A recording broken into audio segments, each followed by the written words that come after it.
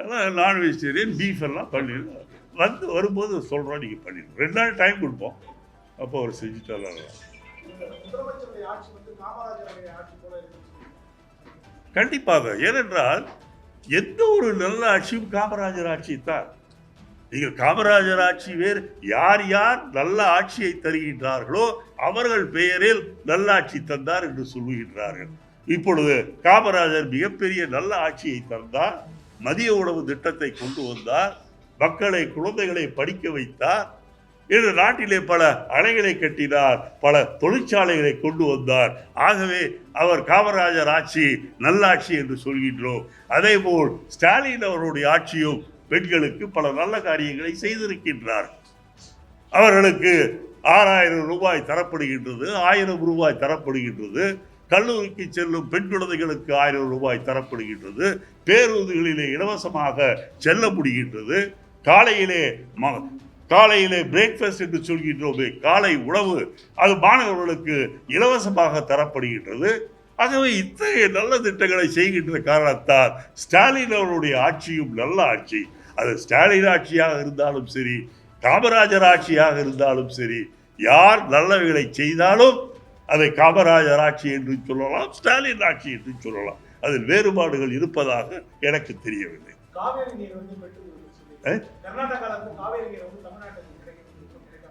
கிடைக்க வேண்டும் என்று நேற்று அந்த டெல்லியில இருக்கின்ற அந்த குழு உத்தரவிட்டு இருக்கின்றது. தண்ணீர் வரும் என்று நினைக்கின்றனர். நேற்று தானே உத்தரவிட்டு இருக்கின்றார்கள். கிடைக்கும். காமராஜர் ஆட்சி வந்து யார் நல்லாட்சி செய்தாலும் அது காமராஜர் ஆட்சி கர்மம் அப்படிங்கிறீங்க. காமராஜரால் ஏற்றுக்கொள்ளப்படாத கட்சிகள் 2 திராவிட கட்சிகள். அந்த கட்சி நல்லாட்சி நடந்தது காங்கிரஸே சொல்ல ஆரம்பிச்சிருச்சு. அப்போ நீங்க காங்கிரஸ் வந்து காமராஜர் ஆட்சியை கொண்டு வர முடியாது அப்படின்னு நம்பிக்கை இழந்துட்டீங்களா? நீங்கள் இன்றைக்கு காங்கிரஸ் பேரியக்கமும் திராவிட முன்னேற்ற கழகமும் இன்றைக்கு ஒரு அணியிலே நிற்கின்றோம். இதே 2 கட்சிகளும் தான் நாங்கள் 67 வரை நாங்கள் ஒருவரை ஒருவர் ஏற்றிருந்தோம். அது திகாவாக இருந்தாலும் சரி, திமுகவாக இருந்தாலும் சரி, காங்கிரஸ் அது திராவிட முன்னேற்ற கழகத்தை எதிர்த்திருந்தது. திராவிட முன்னேற்ற கழகமும் காங்கிரஸை எதிர்த்திருந்தது 67. ஆனால் அதற்கு பிறகு சூழ்நிலைகள் மாறின. அன்றைக்கு இருந்த சூழ்நிலைக்கு ஏற்ப ராஜாஜி அண்ணாவுடைய தலைமையிலே ராஜாஜி உட்பட அத்தனை பேரும் ஒன்று சேர்ந்தார்கள். காரணம், அப்போது இருந்த நிலைமையிலே இந்தி திணிக்கப்படும் என்ற ஒரு பயம் இருந்தது. அரிசி கிடைக்கவில்லை என்று ஒரு பயம் இருந்தது. காங்கிரஸ் தலைவராக இருந்தவர்கள் நல்ல விதமாக சொன்னார்கள். பசி எடுத்தால் எலியை சாப்பிடுங்கள் என்று சொன்னார்கள். நல்ல விதமாக சொன்னதை மக்கள் தவறாக புரிந்து கொண்டார்கள். ஆகவே அன்றைய சூழ்நிலையில் காங்கிரசும் திமுகவும் எதிரணியிலே இருந்தன. ஆனால் இன்றைக்கு ஒரு பாசிச சக்தியை, ஒரு வன்முறையாளரை, ஒரு மூளையிலே கிறுக்கு ஏற்பட்டிருக்கின்ற ஒருவரை, மோசமான ஒரு ஆட்சியை துரத்த வேண்டும், மதவெறி பிடித்தவர்களை இந்த நாட்டை விட்டு அனுப்ப வேண்டும், ஜனநாயகம் காக்கப்பட வேண்டும் என்பதில் காங்கிரசும் திமுகவும் உறுதியாக இருக்கின்ற காரணத்தால் இன்றைக்கு கொள்கையின் அடிப்படையில் நாங்கள் ஒன்று சேர்ந்திருக்கின்றோம். கொள்கையின் அடிப்படையிலான ஒரு கூட்டணிங்கிறீங்க. இப்போ திமுக என்ன சொல்றாங்கன்னா, திராவிட மாடல் ஆட்சி தான் இந்தியாவுக்கே வழிகாட்டக்கூடிய ஒரு ஆட்சிங்கிறாங்க. அப்போ காமராஜர் ஆட்சியை விட திராவிட மாடல் ஆட்சி சிறப்பான ஆட்சி, இந்தியாவுக்கே வழிகாட்டும் அப்படிங்கிறத நீங்க ஒத்துக்கிறீங்களா? நீங்கள் தமிழ்நாடு இந்தியாவுக்கே வழிகாட்டுகிறது யார் இல்லை என்று சொன்னார். ஸ்டாலின் தலைமையில் இருக்கின்ற இந்த அரசாங்கம் இந்தியாவிற்கு வழிகாட்டுகிறது என்று சொன்னால், காமராஜர் தலைமையில் இருந்த அரசாங்கமும் அன்றைக்கு இந்தியாவிற்கு வழிகாட்டியது. ஏனென்றால் காமராஜர் அவர்கள் தான் முதலில் பள்ளிக்கூட குழந்தைகளுக்கு மதிய உணவு திட்டத்தை கொண்டு வந்தார். அதற்கு பார்த்துதான் மற்ற மாநிலங்களில் அந்த திட்டம் கொண்டு வரப்பட்டது. இன்றைக்கு காலை உணவு பள்ளிக்கூட குழந்தைகளுக்கு இலவசமாக தரப்படும் என்று ஸ்டாலின் அவர்கள் அறிவித்த பிறகுதான் பல மாநிலங்களில் செய்யப்படுகிறது என்பதோடு மட்டுமல்ல, கனடா போன்ற நாடுகளில் தமிழகத்தை பார்த்து நாங்கள் செய்கின்றோம், இது நல்ல திட்டம் என்று சொல்லக்கூடிய அளவிற்கு வந்திருக்கின்றது. ஆகவே தமிழகத்தில் நடைபெறுகின்ற ஆட்சிகள் ஒவ்வொன்றும் சில குறைபாடுகள் இருந்தாலும் கூட, காமராஜர் ஆட்சியாக இருந்தாலும் சரி, ஸ்டாலின் அவருடைய ஆட்சியாக இருந்தாலும் சரி, உலகத்தில் இருக்கின்ற மற்ற நாடுகளுக்கு எடுத்துக்காட்டாக இங்கே நல்ல ஆட்சிகள் நடைபெறுகின்றது என்பதை ஒத்துக்கொள்ள வேண்டும்.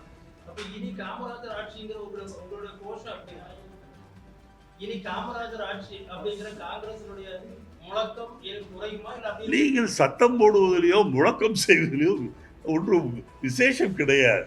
காரியங்கள் நல்லபடியாக நடக்க வேண்டும். தமிழகத்திலே ஆட்சி நல்லபடியாக நடக்க வேண்டும்.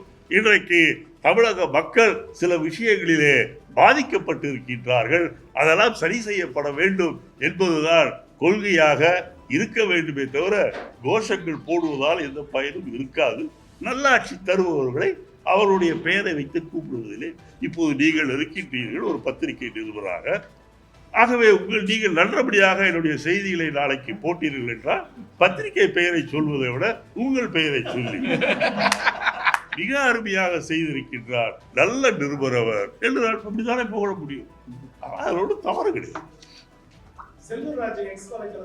சார் அவரை விடுங்க சார், அவர் சும்மா அதான் நீங்கிட்ட அதுதான் சொல்றேன். நான் கூட அவரை பத்தி பெருமையா ஏதோ ஒரு இதில் சொல்றேன்.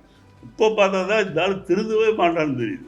எப்படி அந்த தண்ணீர் ஆற்று தண்ணீரை வந்து ஆவியாக போகாம அந்த இதை வச்சு தெர்மோகோலை வச்சு நான் தான் கொஞ்சம் மாறிட்டாரு, புத்திசாலியா இருக்காரு, பரவாயில்லன்னு முதல்ல இருந்து ஒரு டிவியில சொன்னேன். அதை எப்படி வாபஸ் ஆகுறதுன்னு தெரியல. அந்த இன்னைக்கு அவர் ஒரு பைத்தியங்க. நான் இதுல இருக்கும்போது மதுரையில வந்து ஜெயலலிதா மேல கேஸ் போட்டு கையெழுத்து போடுறதுக்கு மதுரையிலிருந்து கையெழுத்து போட விட்டாங்க. நான் அங்கே போய் ஹோட்டலில் தங்க வேண்டியதாக போச்சு. எல்லாம் அடிக்க பொம்பளைகள்லாம் அடிச்சு விட்டாரு. அப்புறம் நம்ம ஆளுங்கள்லாம் அடித்து துரத்தி விட்டாங்க. அப்புறம் என்ன பத்திரிக்கை சொல்கிறாரு, நான் பொம்பளைகளை ஏன் அனுப்பிச்சேன்னா இளத்தோடலாம் எங்களுக்கு வேண்டியவர் நல்லா இருக்காரான்னு பார்த்து வரதுக்காக சொல்கிறாங்க. அவங்க போகும்போது கொஞ்சம் வேகமாக போனாங்க, சேலையை எடுத்து மேலே கட்டிக்கிட்டாங்க, அதனால் அவங்க தப்பாக அடிச்சிட்டாங்கன்னு சொல்கிறாங்க. அதெல்லாம் ஒரு லூஸு விடு.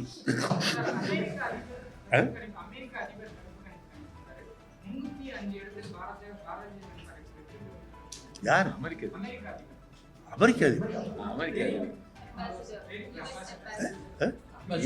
இந்திய தூதர், அமெரிக்க தூதர். அமெரிக்க தூதரா? He's not an Indian. How can he judge the things here? அவர்களுக்கெல்லாம் என்ன நடக்குதுன்னே தெரியாது. அமெரிக்க ஜனாதிபதினா கொஞ்சம் உயர்ந்த பதவின்னு நினைச்சேன். இப்போதான் நீங்க சர்வேயர்னு சொல்றீங்க.